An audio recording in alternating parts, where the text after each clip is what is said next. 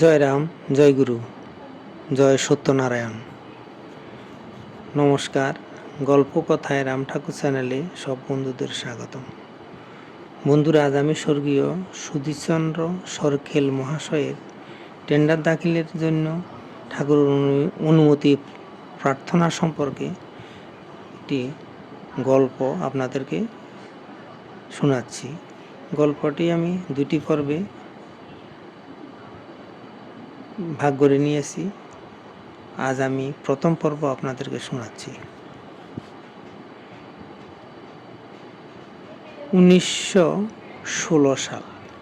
ঠাকুর মহাশয় তখন 186 সংখ্যক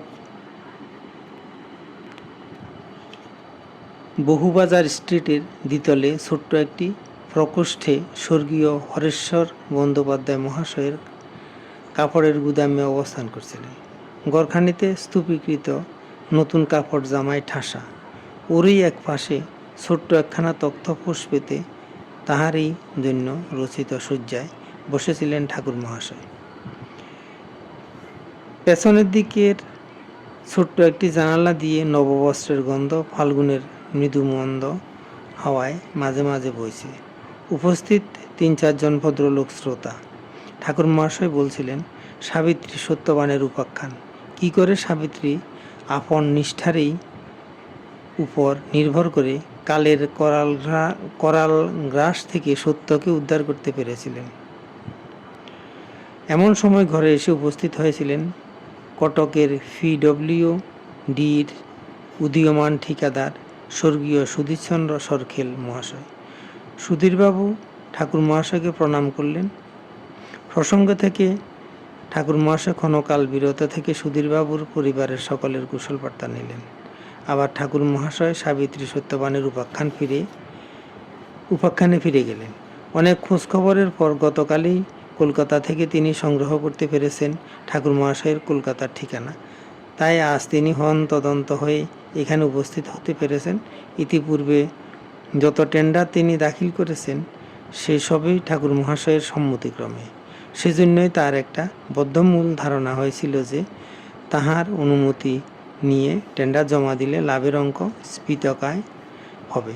আগামীকাল টেন্ডার দাখিলের শেষ দিন, সুতরাং আজ রাত্রে ট্রেনেই তাহাকে ফিরে যেতে হবে কটকে। স্বাভাবিকভাবে অসহিষ্ণু হয়ে উঠলেন সুধীরচন্দ্র। তিনি করজোড়ে ঠাকুর মহাশয়ের সামনে দাঁড়িয়ে সব কথা বললেন। ঠাকুর মহাশয়ও স্থির হয়ে সব শুনলেন, কিন্তু সুধীরবাবুকে কোনো উত্তর না দিয়ে পুনরায় ঠাকুর মহাশয় সাবিত্রী সত্যবানের কথাই বলে যেতে লাগলেন। অসহিষ্ণু হয়ে উঠলেন সুধীরবাবু কয়েক মিনিটের মধ্যে। পুনরায় তিনি ঠাকুর মহাশয়ের সামনে দাঁড়িয়ে বললেন, কাল টেন্ডার দাখিলের শেষ দিন, তার হাতে সময় সামান্যই আছে। সুতরাং সাবিত্রী সত্যবানের কথা পরে বলবেন, এখন শুধু আপনি বলুন আগামীকাল আমি এই টেন্ডার জমা দেব কি না। এই টেন্ডার দিলে কি হইব? ঠাকুর মহাশয় প্রশ্ন করলেন। উত্তরে সুধীরবাবু জানালেন যে তিনি আরও কয়েক হাজার টাকা উপার্জন করতে সক্ষম হবেন। ঠাকুর মহাশয় তখন বিরক্তির সঙ্গে দৃঢ় স্বরে বললেন, সুধীর, তুমি কিছু করতে পারো না, এই কথাটা তুমি বুঝো না, কালে বুঝতে হইব। ক্ষিপ্ত হয়ে উঠলেন সুধীরবাবু।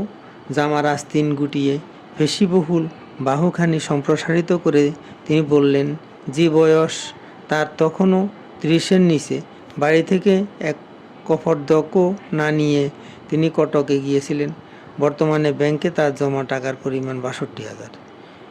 এ কি আকাশ ফুঁড়ে তার কাছে এসেছিল, অথবা মাটি খুঁড়ে তিনি পেয়েছিলেন? না খেয়ে তিনি সারা দিনরাত কাজ করতে পারেন যদি অর্থাগম তেমন হয়। স্বরগ্রাম নিচে নামল,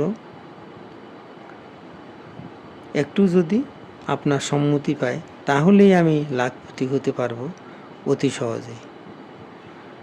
ঠাকুর মহাশয় দৃঢ়স্বরে বললেন পুনরায় সেই একই কথা, সুধীর, তুমি কিছু করতে পারো না, এ কথাটা তুমি বুঝো না, কালে বুঝতে হইব। ঠাকুর মহাশয়ের মুখে তুমি শব্দ কদাচিৎ উচ্চারিত হতো।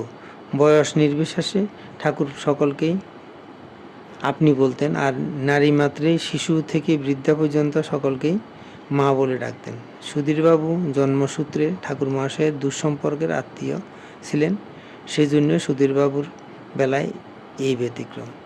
আর কাল বিলম্বের সময় ছিল না সুধীরচন্দ্রের। তিনি ঠাকুর মহাশয়কে প্রণাম করে ক্ষুণ্ণ মনে অতি দ্রুত চরণে হাওড়া স্টেশনের অভিমুখে ছুটলেন।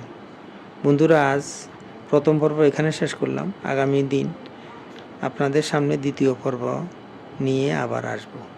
এখন শ্রী ঠাকুরের একটি বেদবাণী আপনাদেরকে পড়ে শোনাচ্ছি। বন্ধুরা, ঠাকুর বলেছেন, ভ্রান্তময় জগৎ কালচক্রে ভ্রমণ করিতেছে। যখন যাহার যে অবস্থা প্রাপ্ত হয়, সেই ভাবের অতিক্রম করিবার শক্তি জীবের নাই। সহিষ্ণুতাই একমাত্র শক্তিশালী হইয়া থাকে। এ সংসারের প্রতি ঘরে ঘরে বিপর্যয় প্রতি দণ্ডে দণ্ডে প্রতিভাত হইতেছে। এই জন্য জ্ঞানী মোহিত হয় না। গতস্য শোচনা নাস্তি। অদৃষ্ট চক্রের বেগ সহ্য করিতে চেষ্টা করাই সধর্ম। বেদবাণী 1। বন্ধুরা, আজ এ পর্যন্তই।